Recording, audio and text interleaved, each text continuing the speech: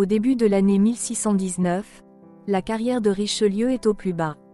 L'évêque de 33 ans est en disgrâce et, dans son dos, on le surnomme par dérision, Luçon, en l'honneur de l'abbaye provinciale où il avait été assigné à l'origine.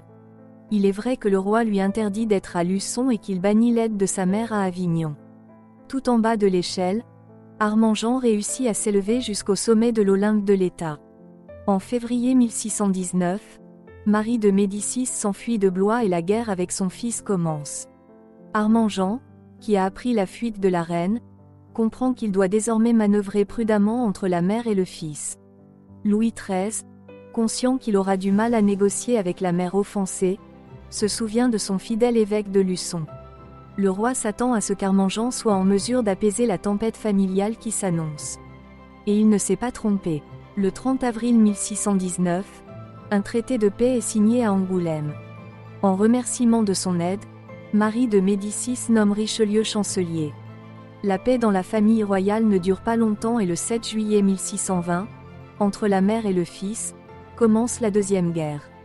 Pour l'aider à nouveau, Armand fut en mesure de trouver une approche auprès de Marie de Médicis et de Louis XIII. L'évêque avait de grandes qualités diplomatiques et psychologiques. Il réussit à nouveau à réconcilier les parents en conflit. Louis, bien qu'ayant des préjugés à l'égard de Richelieu dont il n'apprécie ni l'ambition ni l'autoritarisme, décide de récompenser l'évêque en lui donnant un chapeau de cardinal. Ayant promis le chapeau de cardinal à Richelieu, le roi le regrette aussitôt. Il ne veut pas introduire Armand au conseil. Louis n'aime pas que l'évêque soit trop intelligent, rusé et actif. Le roi craint que le futur cardinal ne devienne imprévisible et trop influent. Armand attendit pendant 2 ans le chapeau de cardinal qui lui avait été promis. Il l'aurait peut-être reçu plus tôt, mais à cause de l'état d'espérance, Richelieu devient trop envahissant. Par exemple, il devient soudain excessivement obséquieux et flatteur à l'égard de la favorite du roi, Lhuyn. Il organise même un mariage entre le neveu de Luigny, Antoine de Combal, et sa nièce préférée, Marie.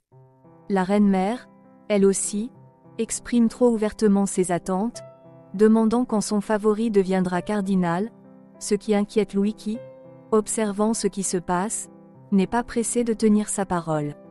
Finalement, le 5 septembre 1622, quelques jours avant son 37e anniversaire, Armand Jean du Plessis reçoit le chapeau de cardinal tant attendu. Marie de Médicis fête avec lui ce triomphe, sans se douter qu'elle le regrettera bientôt beaucoup. Merci d'avoir regardé.